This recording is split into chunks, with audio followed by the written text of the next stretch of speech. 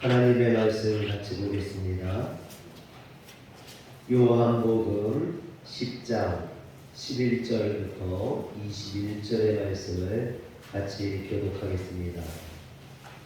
제가 갖고 있는 성경은 신약 성경 164면에 나와 있습니다.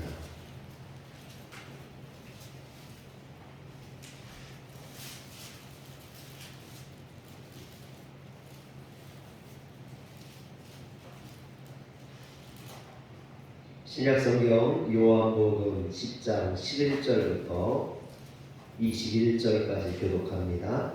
나는 선한 목자라. 선한 목자는 양들을 위하여 목숨을 버리거니와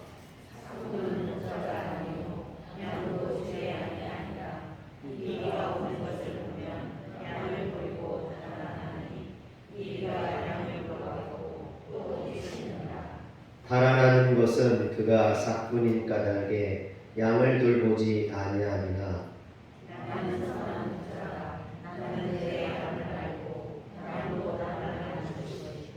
아버지께서 나를 아시고 내가 아버지를 아는 것 같으니 나는 양을 위하여 목숨을 버리노라.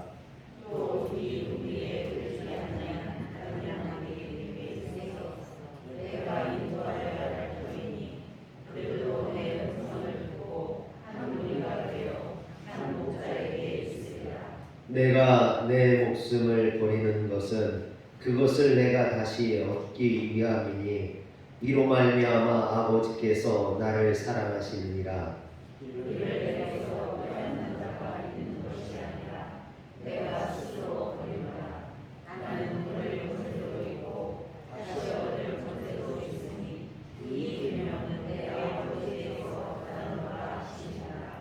이 말씀으로 말미암아 유대인 중에 다시 분쟁이 일어나니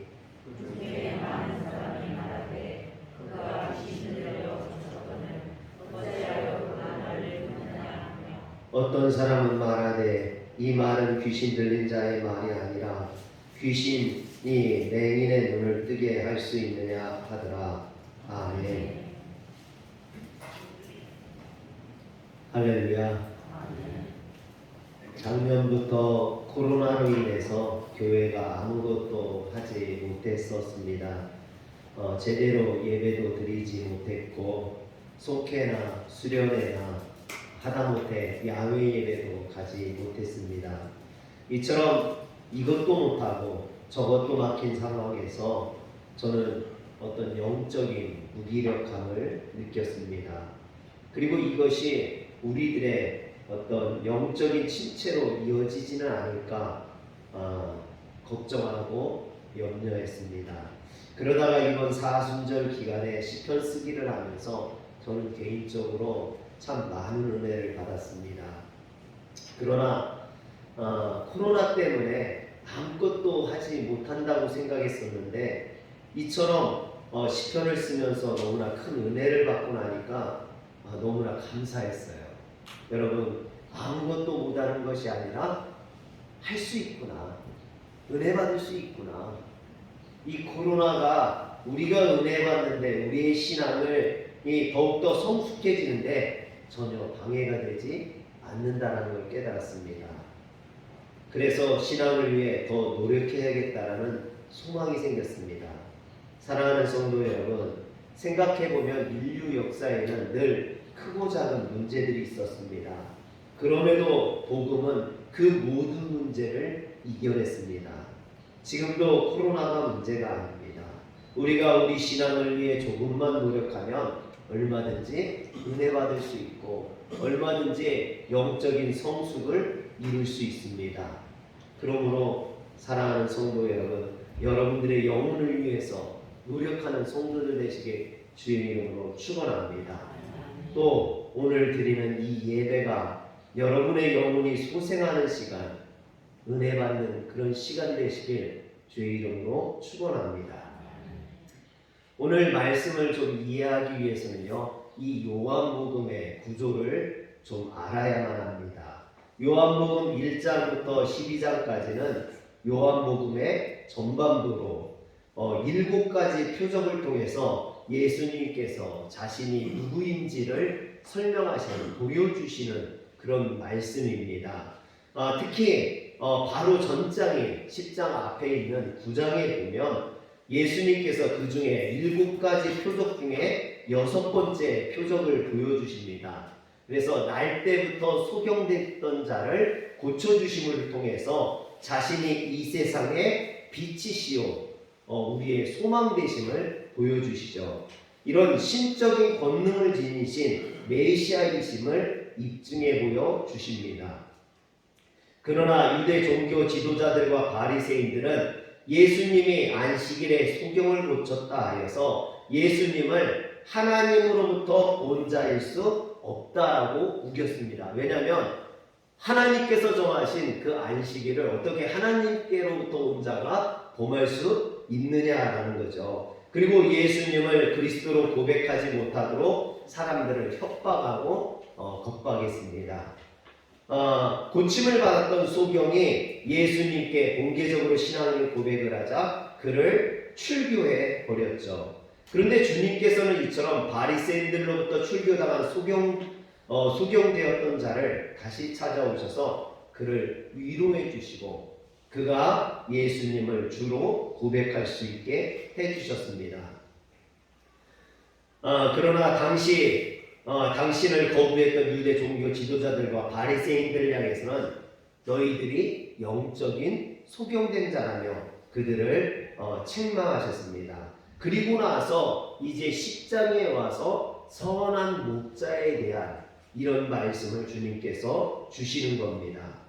예수님께서는 당신이 자기 양들을 위해 자기 생명까지도 아끼지 않고 버리시는 선한 목자라고 말씀하셨습니다. 실제로 예수님께서 이 땅에 오신 것은 인류를 하나님 앞으로 인도하며 영원한 생명을 얻게 하고 또한 풍성한 삶을 누리게 하기 위해서입니다. 이를 위해 친히 십자가에 못 박혀 죽으시는 그 처절한 고난을 당하셨던 것입니다. 하지만 이와 달리 스스로 양의 목자라고 자처했던 유대 종교 지도자들과 바리새인들은 자신들의 배를 불리기 위해서 백성들에게 도무지 감당할 수 없는 무거운 짐만 지게 했지 그들을 위해서 아무것도 하지 않았다라는 거죠. 그래서 선한 목자가 누구냐? 바리새인이나 유대 종교 지도자들이 아니라는 겁니다. 그래서 예수님은 당신을 거부하는 유대 종교 지도자들과 바리새인들을 향해서 영적 소경일 뿐만 아니라 사람들의 생명의 길로 인도하지도 못하는 절도요, 강도요, 사꾼이라고 이야기하시는 겁니다. 그러므로 예수님께서는 유대 종교 지도자들의 악함과 그들의 자격 없음을 지적하시고 참된 목자, 참된 선한 목자는 오직 당신이심을 분명히 우리에게 보여주시고 계십니다. 그런데 여러분, 우리가 어떤 사람에 대해서 알고자 할 때 먼저 당신은 누구입니까? 라고 물어봅니다. 그러면 사람들이 자신을 나타낼 때 어떻게 합니까? 먼저 자신의 어떤 지위나 직책이나 이런 걸 보여주겠죠. 아니면 뭔 명함을 준다든지, 명함에 보면 이름, 직업, 지위 이런 것들이 나옵니다. 그러나 그것만으로는 그 사람이 어떤 사람인지 온전히 알 수 없습니다. 그래서 그 사람이 어떤 사람인지 알기 위해서는 이 사람이 누구인가를 어느 정도 짐작하게 되지만 그것뿐만 아니라 그가 어떤 사람인가 하는 질문도 반드시 해야만 합니다. 즉 그 사람의 직업이나 직책과 같은 외적인 조건뿐만 아니라 그 사람이 어떤 사람인지 온전히 알기 위해서는 그 사람의 어떤 교양이나 인품, 성격, 또 그 사람의 됨됨이 이런 것까지도 알아야만 한다라는 것입니다. 그런데 간혹 사람들은요, 그가 누구인가만 보고 사람들을 착각할 때가 있어요. 그 사람이 어떤 사람인가에 대해서는 신경 쓰지 않다가 어떤 사람에게 배신을 당하거나 또는 사기를 당해 곤란을 겪는 분들이 있습니다. 그러므로 우리는 그가 누구인가 뿐만 아니라 그가 어떤 사람인가를 분명히 알아야만 합니다. 하나님은 인간의 이런 영적인 약점을 너무나 잘 알고 계셨습니다. 그렇기 때문에 자신을 계시할 때 하나님은 누구인가 이것만 말씀하시지 아니하시고 하나님은 어떤 분인가도 우리에게 알려주셨습니다. 우리가 하나님은 누구인가? 여러분, 하나님께서는요 자신을 스스로 있는 자 여호와라고 이야기해 주셨죠. 즉 나는 스스로 있는 자, 지존자라고 말씀해 주신 겁니다. 그러나 이것만으로는 하나님이 어떤 분인지 온전히 알 수 없죠. 그래서 하나님께서는 선지자들의 입을 통해서 하나님은 자비로우시며 은혜로우시며 노하기를 더디하시며 또 인자와 긍휼이 풍성하신 분이라고 우리에게 알려주셨습니다. 그래서 우리는 이런 선지자의 말을 통해서 우리 하나님이 어떤 분인지를 알게 되는 겁니다. 예수님도 마찬가지죠. 예수님께서도 자신을 우리에게 말씀하실 때 요한복음에 보면 나는 무엇이다 이런 에고, 에이미 이런 표현을 많이 사용하셨어요. 그래서 나는 말씀이다, 나는 생명이다, 나는 빛이다 이런 말씀을 통해서 우리는 예수님이 어떤 분이라는 걸 알게 됩니다. 그러나 그것이 온전하지 않아요. 말씀, 생명, 빛 이런 것은 좀 더 추상적이죠. 구체적이지가 않습니다. 그래서 예수님께서는 예수님이 어떤 분인지를 알려주시기 위해서 우리에게 다시 말씀하십니다. 나는 선한 목자다. 여러분, 이 말을 들으면요 우리는 굉장히 국가적이고 낭만적인 이야기로 들리지만 목축을, 유목생활을 주로 하던 이스라엘 백성들에게 그것은 삶이었고 생활이었습니다. 그래서 매우 친근하면서도 쉽게 예수님이 어떤 분이라는 것을 너무나 쉽게 이해할 수 있었던 거죠. 예수님이 나는 선한 목자다 그러면은 이스라엘 백성들은 그것이 생활이었기 때문에 그 예수님에 대한 이미지가 너무나 정확하게 쉽게 그려졌던 겁니다. 마치 우리에게 나는 선한 농부다 그러면은 농사 짓는 우리들은 너무나 쉽게 이해할 수 있는 것과 마찬가지입니다. 여기서 선한이라는 말은 헬라어로 칼로스라고 하는데 도덕적으로 선한 혹은 칭찬할 만한 모든 면에서 흠잡을 것이 없는 이런 의미죠. 우리나라 말로 하면 좋은 그런 뜻이에요. 그래서 선한 목자라는 것은 좋은 목자다 이렇게 볼 수 있죠. 예수님은 자기를 선한 목자로 소개하면서 삭을 받고 남의 양을 치는 삭군 목자와 자신을 비교하셨습니다. 여기서 삭군 목자는 미스도토스라는 말인데 돈 때문에 고용이 되어 일하는 사람을 의미합니다. 여러분, 선한 목자는요 양을 풍성하게 하는 데 목적이 있어요. 양을 살찌우는 게 목적이에요. 그러나 삭군은 그냥 돈만 받으면 돼요. 양이 살찌든 말든 그게 중요하지 않아요. 그는 돈만 받으면 되는 거죠. 여러분, 오늘 주님께서는 우리가 목적이라는 거예요. 우리를 살찌고 우리를 좋게 하고 우리가 행복하기를 원하시는 선한 목자인 줄 믿으시길 바랍니다. 그래서 선한 목자는 양을 위해서 일하지만 삭군은 자기의 이익을 위해서 일한다라는 것입니다. 그렇다면 예수님은 왜 자신을 선한 목자라고 말씀하셨을까요? 그 첫 번째 이유는 양들을 자기 생명보다 더 사랑하시는 분이시기 때문입니다. 나는 선한 목자라. 선한 목자는 양들을 위하여 목숨을 버리거니와 그랬어요. 나는 선한 목자라고 말씀하시는 주님이 여러분 자신의 양을 위해서 목숨을 버린다라고 이야기합니다. 구약 성경에 이 선한 목자 하면 생각나는 사람이 누가 있을까요? 아마 많은 분들이 다윗을 생각하실 겁니다. 다윗은 이런 선한 목자의 좋은 본을 보여주죠.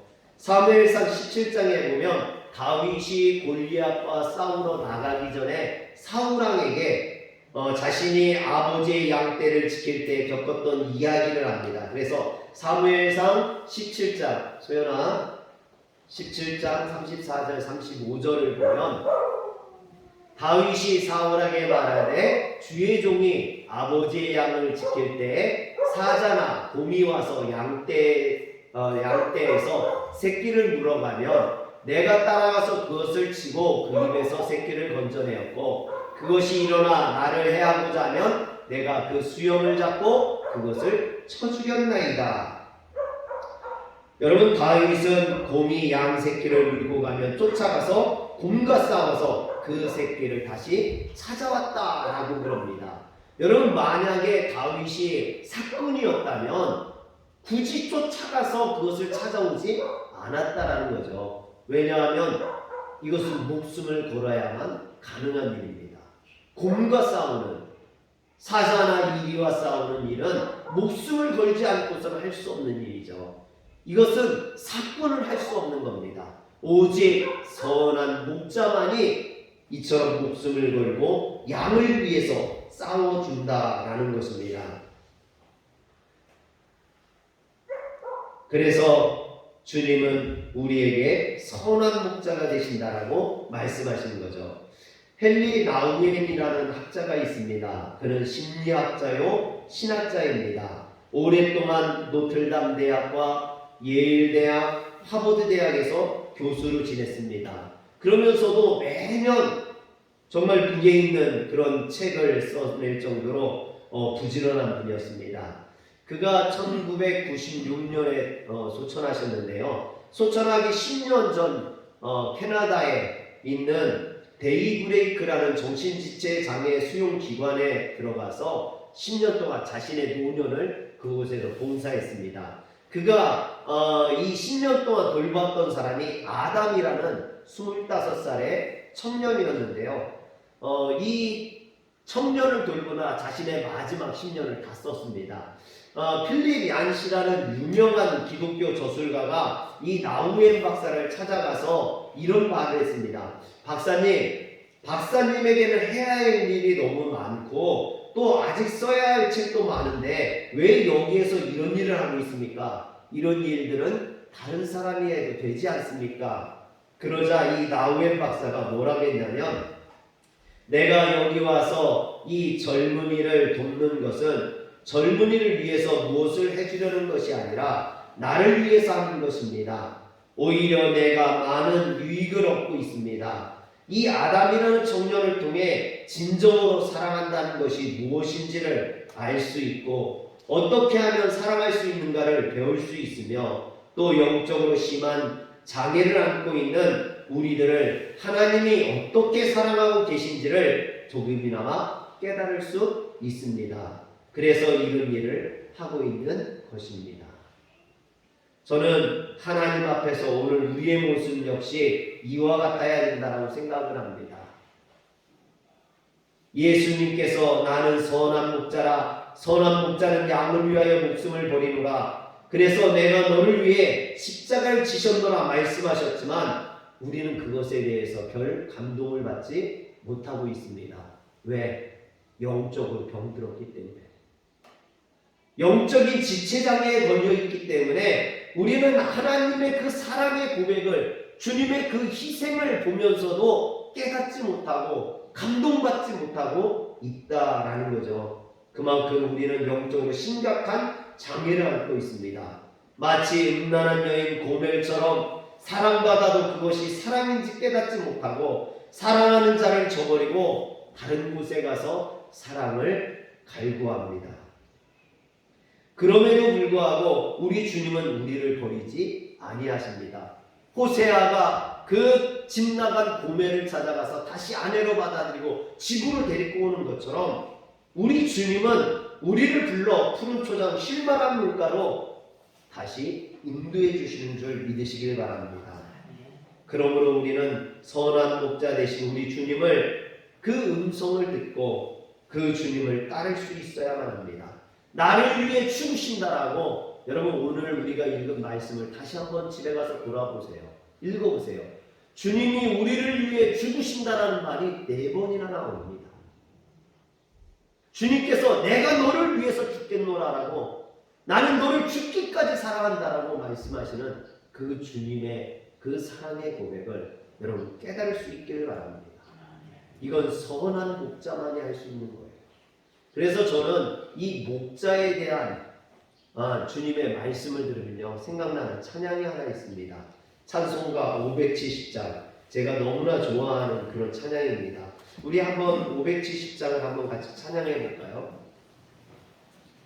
주는 나를 기르시는 목자요, 나는 주님의 귀한 어린 양, 푸른 풀밭 맑은 시냇 물가로 나를 늘 인도하여 주신다. 주는 나의 좋은 목자, 나는 그의 어린 양, 저를 따라 꼴을 먹여주시니 내게 부족함 전혀 없어라.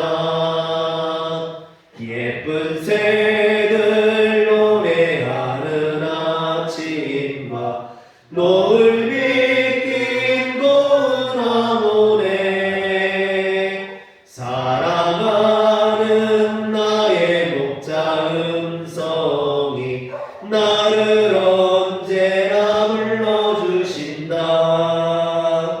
주는 나의 좋은 목자, 나는 그의 어린 양, 저를 따라 꼴을 먹여주시니 내게 부족함 전혀 없어라.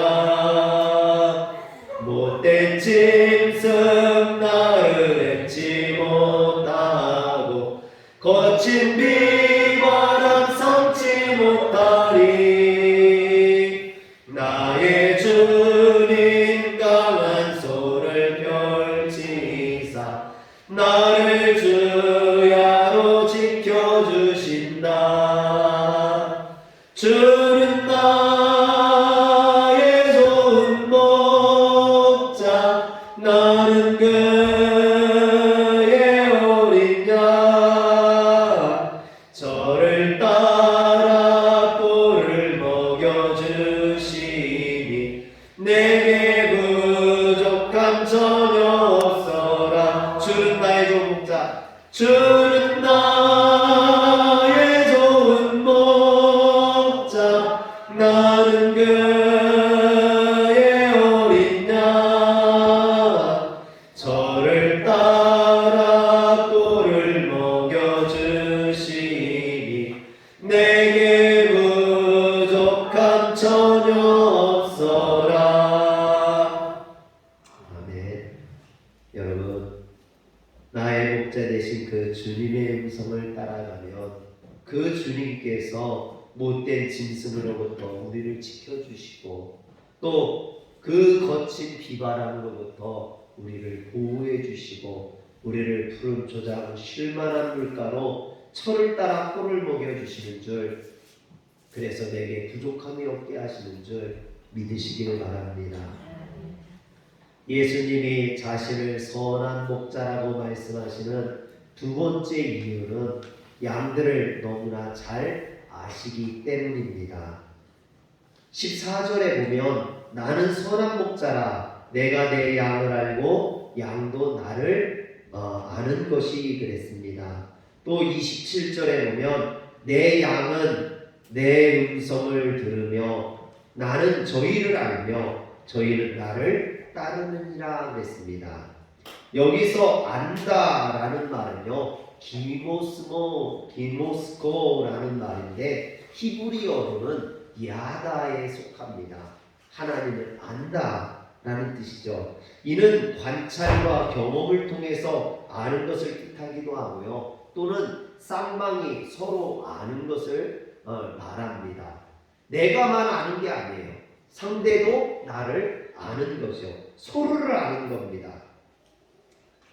예수님께서 아시는 사람만이 그래서 진정한 그리스도인이며 이런 사람만이 예수님을 안다고 말할 자격이 있습니다. 우리는 주님을 안다라고 내가 주님을 위해서 희생하고 내가 주님을 위해서 헌신했노라고 그랬는데 천국에 갔을 때 주님께서 나는 너를 도대체 알지 못한다 라고 말씀하신다면 그건 제대로 알았던 것이 아닐 겁니다. 내가 주님을 안다고 말했을 때 천국에 갔을 때 주님도 나를 알아주시는 것, 그게 진짜 아는 것이죠. 그런데 여기서 선한 목자가 양을 안다고 할 때는 양들의 처지를, 양들의 생각을 알아준다는 뜻으로 쓰였습니다. 목자가 양들의 처지에 서서 양들의 입장을 이해하고 동정해준다, 그들을 생각해준다는 의미입니다. 이것을 가리켜서 양을 안다라고 말하는 거죠. 목자가 양을 안다는 것을 구체적으로 보여주는 사건이 창세기 33장에 나옵니다. 야곱이 20년 동안 외삼촌 라반의 집에 가가지고 그곳에서 일하다가 이제 자신의 재산과 가족들을 이끌고 돌아오게 됩니다. 고향으로 돌아오죠. 그런데 문제가 하나 발생해요. 이 야곱이 고향으로 돌아올 때 야곱을 막기 위해서 에서가 400명의 군대를 이끌고 이 야곱을 맞으러 옵니다. 야곱 죽이러 오는 거죠. 이 야곱이 무서워서 야복강을 건너지 못합니다. 그리고 밤새도록 하나님의 천사와 씨름을 하죠. 그리고 이 하나님의 천사에게 자신을 축복해달라고 이야기합니다. 결국 야곱은 하나님의 천사의 축복을 받고 에서를 만날 때 극적으로 에서와 상봉하게 되죠. 죽이러 왔던 이 에서가 마음이 변해서 야곱을 부둥켜 안고 우는 그런 사건이 벌어지게 됩니다. 그런데 그때 에서가 야곱에게 이런 말을 합니다. 내 부하들이 이렇게 많으니 내 양떼를 보호하여 인도하며 그러니 우리와 함께 가자라고 창세기 33장 12절에 이야기합니다. 내가 너와 동행하리라 이야기하죠. 여러분, 에서는요 목동이 아니에요. 에서는 사냥꾼입니다. 그렇기 때문에 양의 마음을 이해할 수가 없죠. 그에게 목적은요 단지 빨리 가는 것뿐이었습니다. 그러나 야곱은 목동이에요. 목자예요.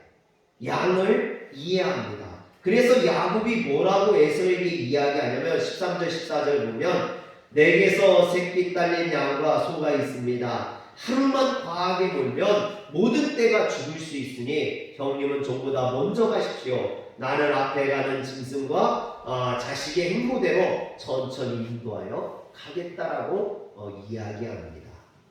에서의 말을 정중히 거절하죠. 물론 야곱이 에서의 말을 거절했던 것은 에서를 두려워했기 때문입니다. 그러나 그것만 있었던 건 아니라는 거죠. 이는 또한 목자로서 양을 이해하고 배려하고 생각하는 야곱의 마음이었다라는 거죠. 새끼가 딸린 양들, 사냥꾼 에서와 빨리 갔다 보면 새끼 딸린 양들이나 어린 것들은 다 죽을 수밖에 없다라는 겁니다. 이것이 바로 양들을 안다라는 의미입니다.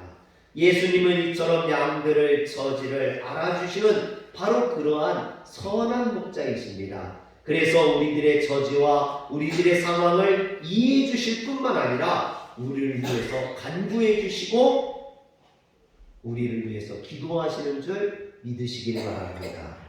그렇다면 예수님은 우리의 처지를 얼마나 깊이 알고 계실까요? 여러분 14절과 15절을 보세요. 나는 선한 목자라 내가 내 양을 알고 양도 나를 아는 것이 아버지께서 나를 아시고 내가 아버지를 아는 것 같으니, 여러분 예수님께서는 양을 어느 정도 아시느냐? 아버지가 나를 알고 내가 아버지를 아는 것과 같이 안다라고 이야기했습니다. 예수님이 우리를 아시는 것을 하나님이 예수님을 아시는 것에 비유하고 계신 겁니다.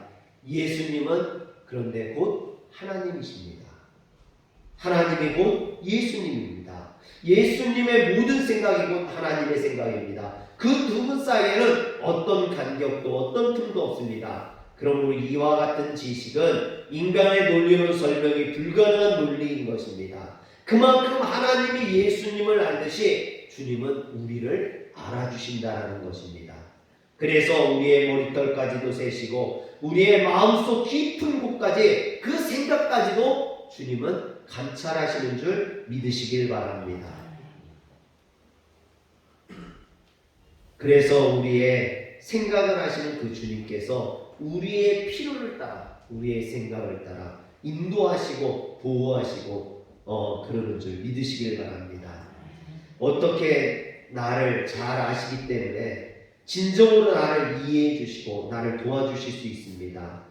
우리는 가끔 나를 알아주는 사람이 없다고 생각해 고독감에 빠지고 외로움을 느낄 때가 있습니다. 그래서 이런 외로움에 몸부림치고 괴로워하기도 합니다. 그러나 여러분은 결코 혼자가 아닙니다.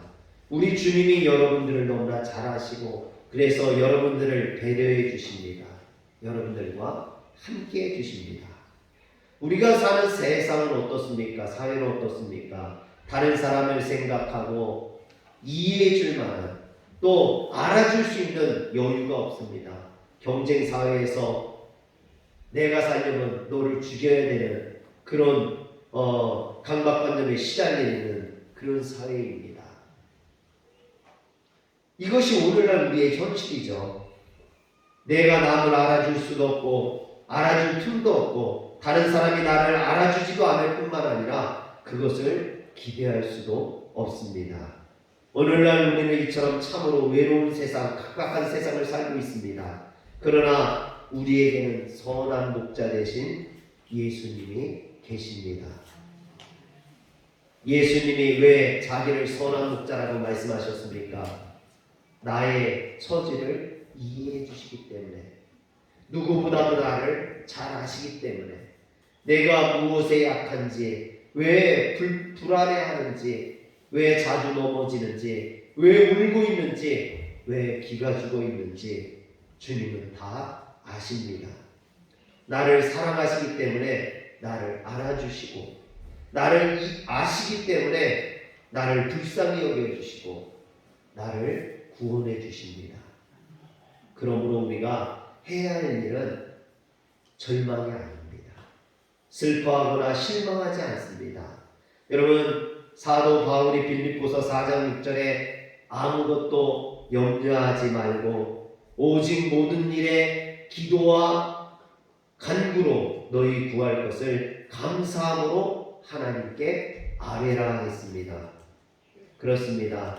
여러분, 감사함으로 기도로 간구하는 것, 이것이 우리가 해야 될 일입니다. 우리에게는 우리를 알아주시는 그 선한 주님이 계시기 때문입니다. 기도하겠습니다.